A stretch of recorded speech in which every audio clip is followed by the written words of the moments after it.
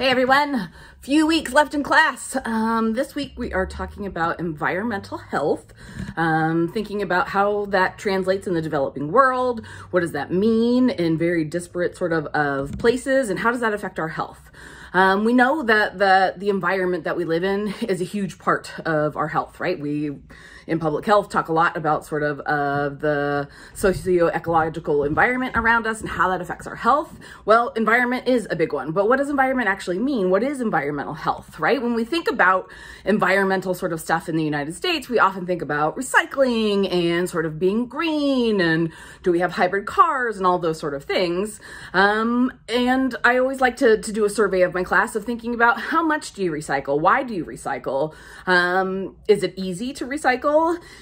What does that sort of mean? What happens to recycled goods? Particularly in the area of tech, of which, you know, the US and other Western countries are high consumers of tech. What happens to our e-waste? You know, we're supposed to recycle it. We drop it off at Best Buy or wherever, and then it says, you know, here's a green recycling sort of thing. But what happens to those sort of things?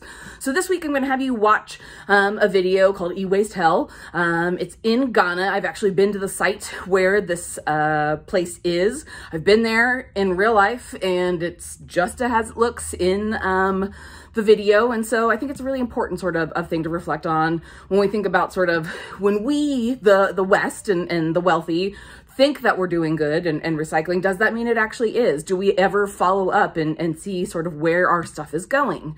Is recycling enough? Is buying, you know, hybrid technology enough? Or are there bigger sort of picture things that we need to look at? When we look at it from a sort of a historical perspective, we can track pollution and sort of emissions right along with Industrial Revolution, right? Before that, not much going on. Environment was in really great sort of shape. And then starting sort of in the 1900s, we see a huge spike in global emissions. This is where we started to hear about global warming or climate change, started to hear about depletion of the ozone layer and all these sort of things. And again, if we look at sort of where does this happen, well, we can see that the majority of the consumers of emissions and other sort of things that have caused negative impacts on the environment are in North America and Europe. Most recently, we can see that there's been a charge in East Asia, we know with the tech rise and some of these other sort of things, but historically for hundreds of years, the West was the ones who were doing all of the sort of stuff. And when we look, still continuing to look at sort of waste, so disposables, when we think about who wastes stuff, so paper plates, napkins, these sort of things that just go in the trash. Maybe they're recycled, but maybe they're not. Still far and away, the US and Europe are the main consumers of rubbish.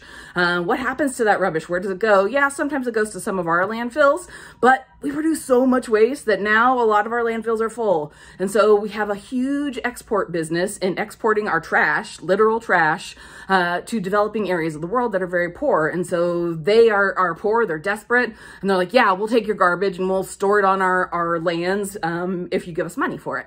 And so we see a lot of this sort of global transport of trash, which is kind of gross and creepy if you think about it. When we think about sort of electronic waste, which again, the video this week highlights on, hey, for once the US isn't number one, but we're not far behind.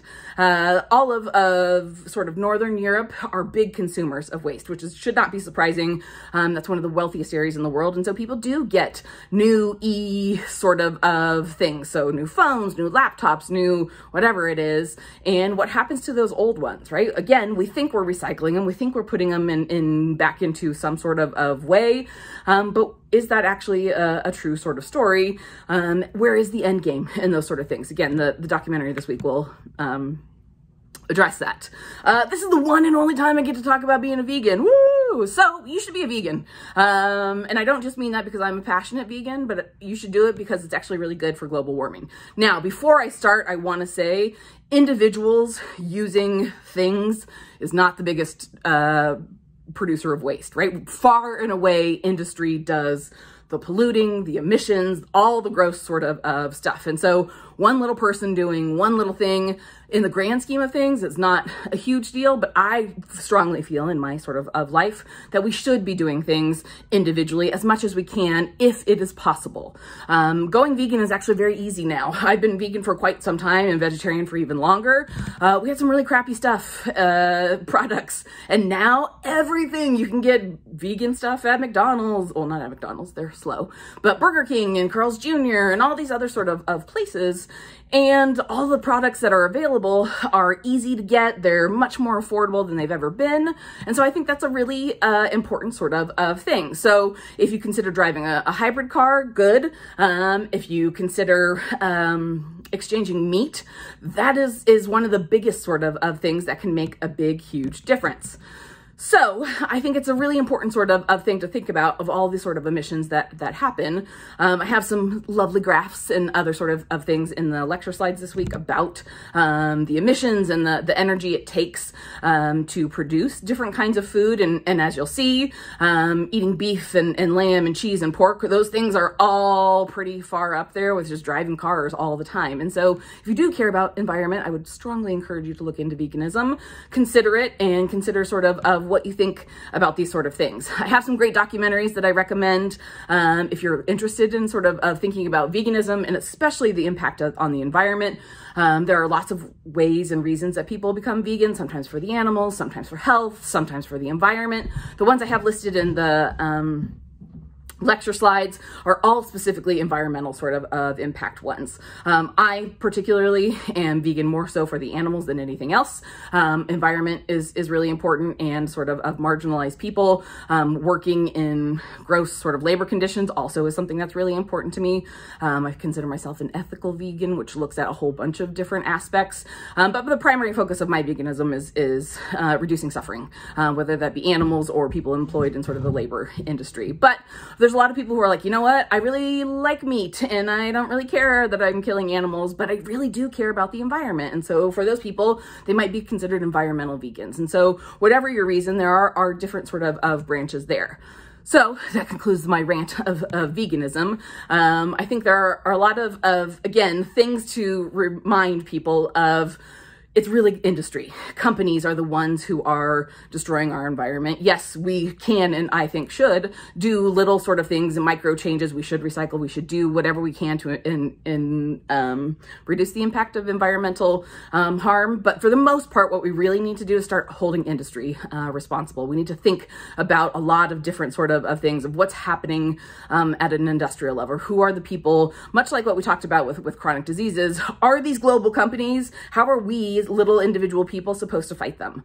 I think that's a really important sort of questions. So when it comes back to sort of this class and we're talking about environmental health, where do we sort of end up, right? How can we, the developing world, lecture sort of, or the developed world, lecture developing world about environmentalism, right? We're the worst offenders of environmental sort of pollution.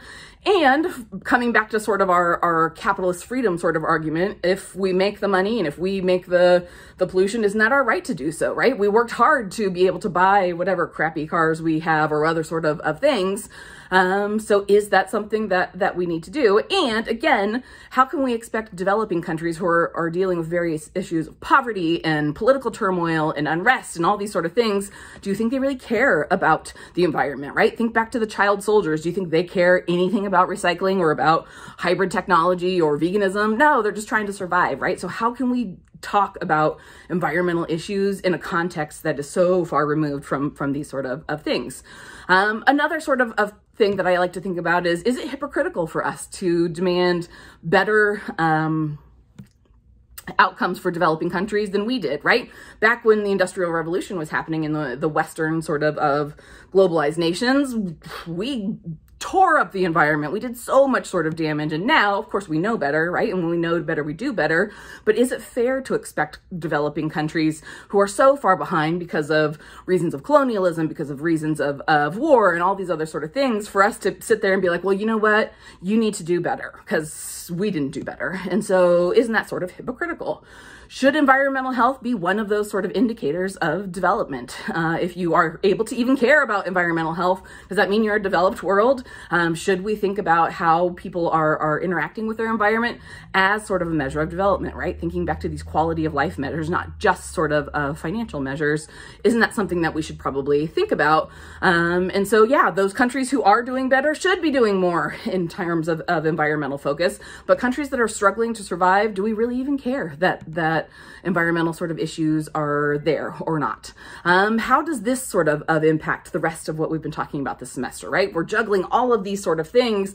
Is environment just sort of the last strip of like, oh yeah, the environment's important if I could have time or patience or money to care about that?